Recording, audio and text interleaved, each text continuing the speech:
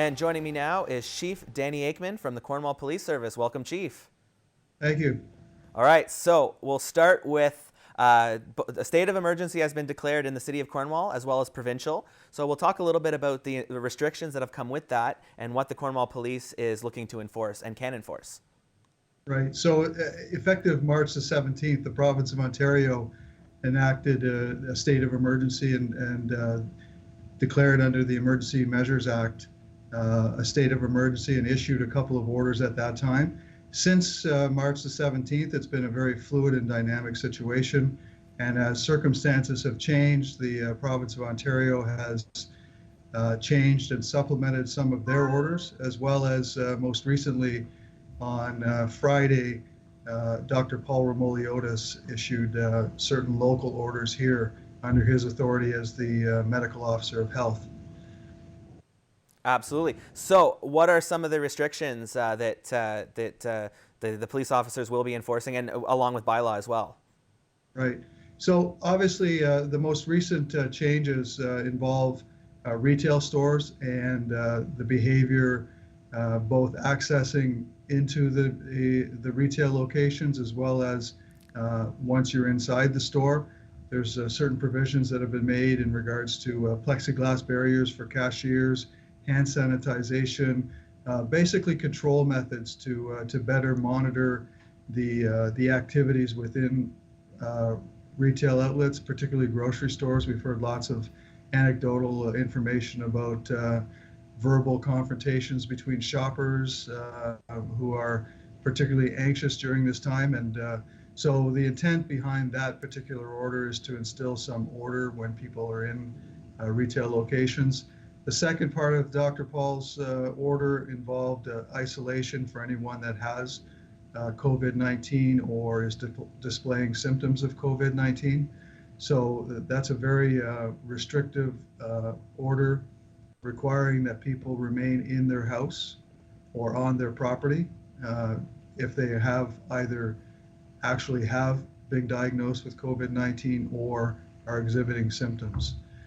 The other orders, which were provincial in nature, involve gatherings no larger than 5 individuals, as well as the closing of non-essential services, which has been expanded recently. And we saw on the weekend one of the areas that was required to close were hardware stores. So that list of essential services is being made smaller and smaller, and I believe it's the government's intention to reinforce with the public that they need to stay home in order to stop the transmission of the COVID-19 virus.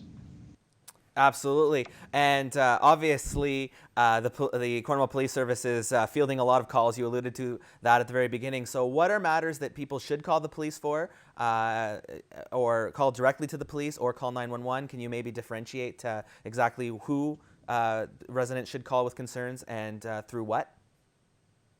Well, first I'd say 911 is for emergency situations only.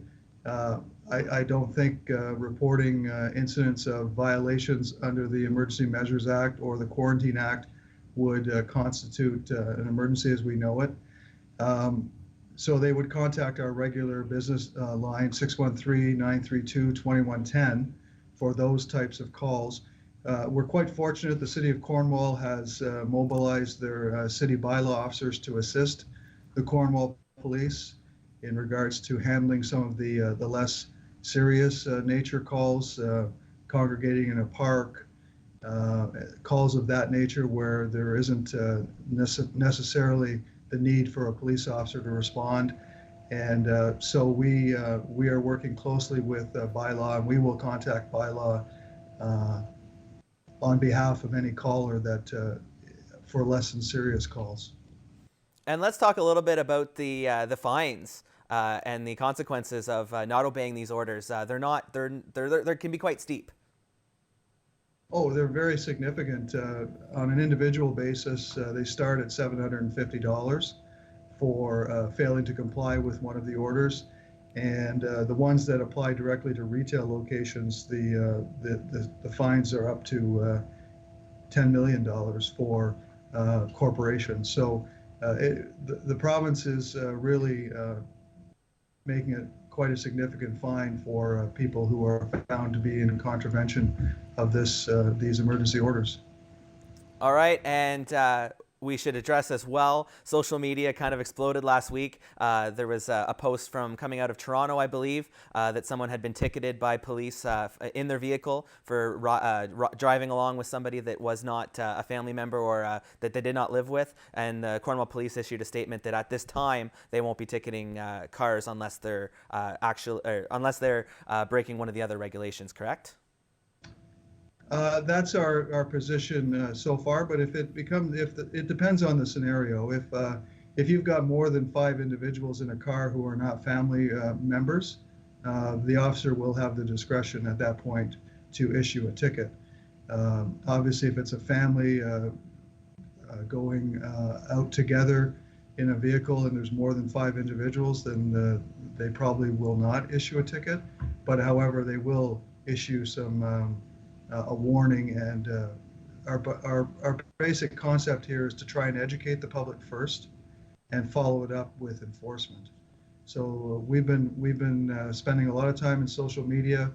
Our officers have been out communicating with retail locations, trying to reinforce the message behind the orders, which is stay home.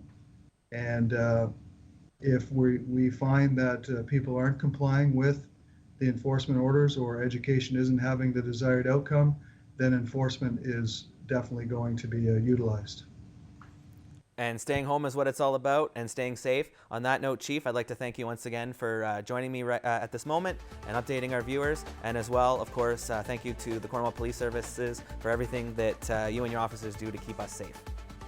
You're quite welcome. Our message is stay home. Thank you.